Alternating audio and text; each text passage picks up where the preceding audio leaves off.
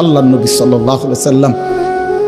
আল্লাহর কসম বন্ধু, উম্মতের আমল নামা নবীজি সাল্লাল্লাহু আলাইহি সাল্লাম হাসরের ময়দানে দেখবে। নবীজির সামনে আমল নামা নবী হাতে নিবে, দেখবে। যখন আমল নামা হাতে নিয়ে দেখবে নবী, পৃষ্ঠার পর পৃষ্ঠা ফজরের নামাজ নাই, 5 ওয়াক্ত নামাজ নাই, হালাল রিজিক বলতে কিছু নাই, 30 বছর সুদের টাকা, ঘুষের টাকা, কিস্তির টাকা, 30 বছর ধরে নাচ গান, নাটক, সিনেমা, ঘরে টেলিভিশন, বাজারে টেলিভিশন, স্ত্রী বেপর্দা, ছেলেটা নামাজ পড়ে না, মেয়েটা পর্দা করে না, নিজে বিড়ি সিগারেটের মধ্যে আসক্ত, কারো নামাজ নাই, বন্দিগি নাই, কোরআনের তিলাওয়াত নাই। এই আমল নামা দেখে আল্লাহর কসম নবী জিজ্ঞাসা করবে, উম্মত এত বড় বেইজ্জতি তুই আমার কেমনে করলি? উম্মত আমার সামনে এটা তুই কি দিলি? তুমি কি জানো উম্মত, আমি 23টা বছর টানা তোর জন্য কেঁদেছিলাম উম্মত। আমি এমন কাঁদা কাঁদছি রে উম্মত তোদের জন্য। এশার নামাজের পরে দাঁড়াইছি, ফজরের আজান পর্যন্ত আমি আমার মালিকের কাছে তোদের জন্য, উম্মতের জন্য চোখের পানি ফেলে কাঁদছিলাম। আমার এত চোখের পানি তোর দিল গলাইতে পারলো না। আমি তায়েফের পাথরের আঘাতে আমার পিঠটা চালনির মতো ছিদ্র ছিদ্র হয়ে গেছে রক্তে। আমি বুকে পেটে 2টা পাথর বাঁধছি ক্ষুধার কষ্টে। আমি উহুদের দান শহীদ করা রক্তে উহুদের ময়দানে পড়েছিলাম বেহুশ হয়ে। আমার ঘরের চুলায় 3 মাস রান্নার জন্য কোনোদিন চুলায় আগুন জ্বলে নাই।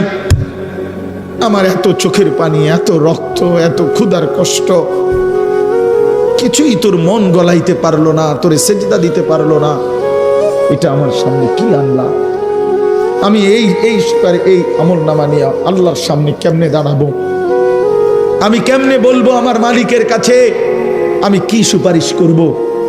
আমি কেমনে বলবো রব্বুল আলামিন এটা আমার শ্রেষ্ঠ নবীর শ্রেষ্ঠ উম্মতের আমল নামা? বল ভাই আমার, তুমিই বলো, তুমিই বলো।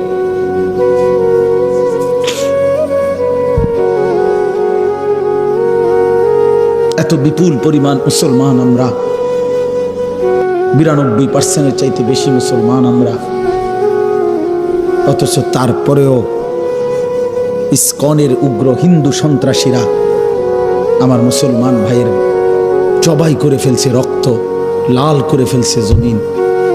এতটা সাহস এই জমিনে কেমনে হলো? আমাদের ঈমান কোথায়? আমাদের হিম্মত কোথায়?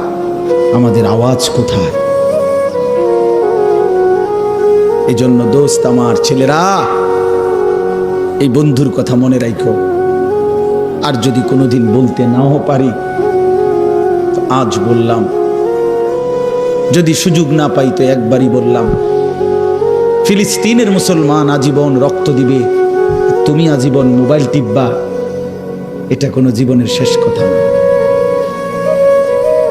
রোহিঙ্গা মুসলমান আজীবন কষ্ট পাবে, আর তুমি জীবন ভর শুধু মোবাইল টিপবার এই রঙের ঘুড়ি উড়াইবা না। প্রিয় ভাইয়া, এমনটা নাও হতে পারে, এমনটা নাও হতে পারে। ফিলিস্তিন যদি জমিনের উপরে, তো বাংলাদেশও জমিনের উপরে, নাকি বাংলাদেশ আসমানে? পৃথিবীর এক প্রান্তে মুসলমান নির্যাতিত হলে, পৃথিবীর এক প্রান্তে মুসলমানের রক্ত লাল হলে, আরেক প্রান্ত আমরা নিরাপদ থাকি কেমন? আমরা নিরাপদ আছি কিভাবে ভাইয়া? কিসের উপরে ভর করে?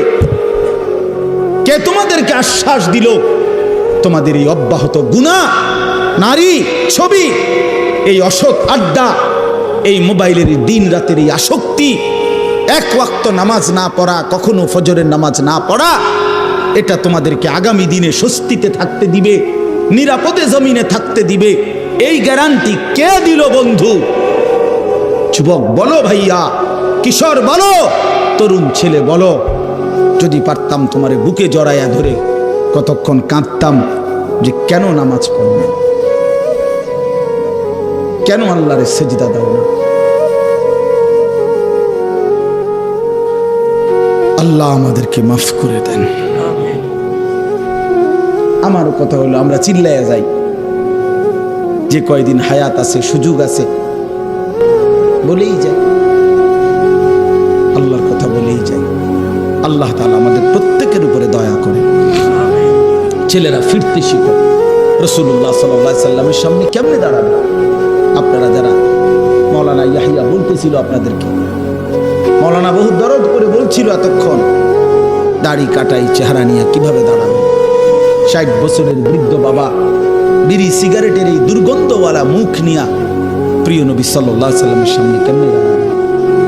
40 বছরের সুদের টাকা নিয়া নবীর সামনে কেমনে দাঁড়াবে? 30 বছরের লাগাতার টেলিভিশন চলছে যেই করে, আপনারা ফ্যামিলির সদস্যরা নবীজির সামনে কেমনে দাঁড়াইবেন? 25 বছর ধরে, 40 বছর ধরে যে বোন কোনোদিন পর্দা করে নাই, সেই বেপর্দা বোন নবীজির সামনে সুপারিশের জন্য কেমনে দাঁড়াবে? কোনোদিন ফজরের নামাজ পড়ে না যে মানুষটা, সে রাসূলুল্লাহ সাল্লাল্লাহু আলাইহি সাল্লামের সামনে কেমনে দাঁড়াবে? সুপারিশ কেমনে চাইবে? বলে দাঁড়াবে কি?